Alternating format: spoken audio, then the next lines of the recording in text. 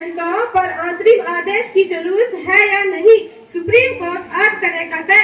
भारत के साथ तनाव कम करने के लिए रूस से मदद मांगने पहुंचा पाकिस्तान, याद दिलाया दाश्तन। धन्यवाद। धन्यवाद बेटी।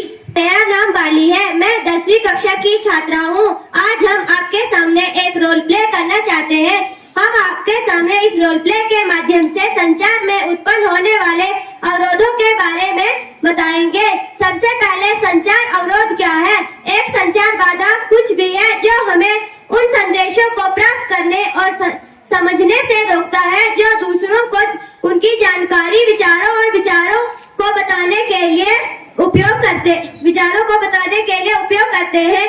संचार में उत्पन्न होने वाले अवरोधों और उनकी भूमिका निभा रहे किरदारों के बारे में आपसे परिचित करवाती हूँ। सबसे पहले भाषाई संबंधी अवरोध, जिसकी भूमिका स्नेहा निभाने जा रही है।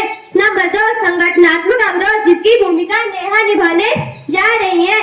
नंबर 3 भावनात्मक अवरोध, जिसकी भूमिका हेमलता निभाने जा रही है। नंबर 4 शारीरिक अवरोध, जिसकी भूमिका हिमेश निभाने जा रहे हैं। नंबर 5 व्यक्तिगत अवरोध, जिसकी भूमिका राजेश निभाने जा रहे हैं। सबसे पहले भाषा संबंधी अवरोध। हाय, मैं हूँ भाषा संबंधी अवरोध। इसका तात्पर्य उन अवरोधों से होता है जिनका संबंध भाषा से होता है। मेरे 2 प्रकार हैं, भाषा का अल्प ज्ञान होना और दोषपूर्ण अनुवाद होना। भाषा का अल्प ज्ञान होना, समाज में कई प्रकार की भाषाएं प्रचलित हैं। यह जरूरी नहीं कि एक व्यक्ति को सभी भाषाओं का ज्ञान हो, अर्थात भाषाओं का अल्प ज्ञान होने के कारण संचार में बाधा उत्पन्न होती है।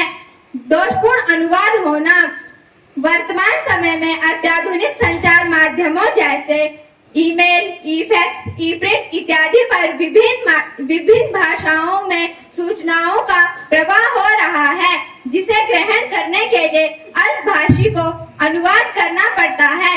अर्थात संदेश में दोषपूर्ण अनुवाद होने के कारण भाषा संचार में भाषाई बाधा उत्पन्न होती है।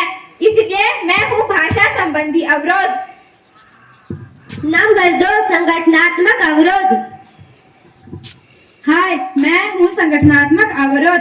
संगठनात्मक अवरोध संचार के मार्ग में आने वाली बाधाओं में संगठनात्मक अवरोध वे अवरोध होते हैं जो दोषपूर्ण संगठन ढांचे के कारण और गलत नीतियों और नियमों के कारण संचार सुविधाओं में कमी के कारण उत्पन्न होते हैं।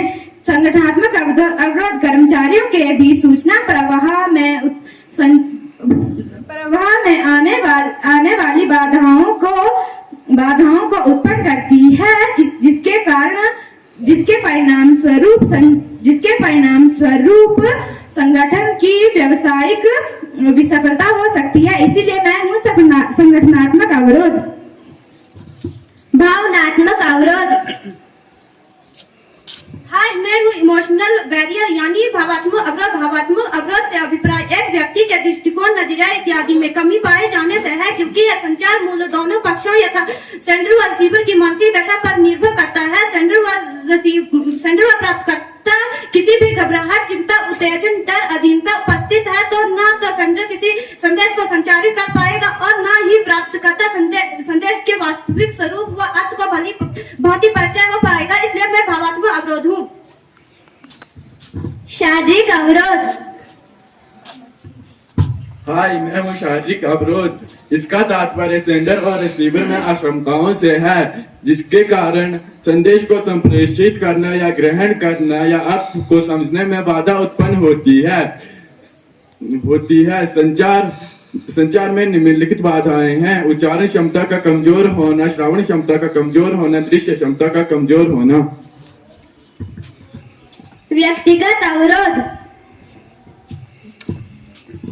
हेलो, मैं हूँ पर्सनल बैरियर यानी कि व्यक्तिगत अवरोध। व्यक्तिगत बाधाएं उन कारकों से संबंधित हैं जो सेंडर और रिसीवर के लिए व्यक्तिगत हैं। सेंडर और रिसीवर के लिए व्यक्तिगत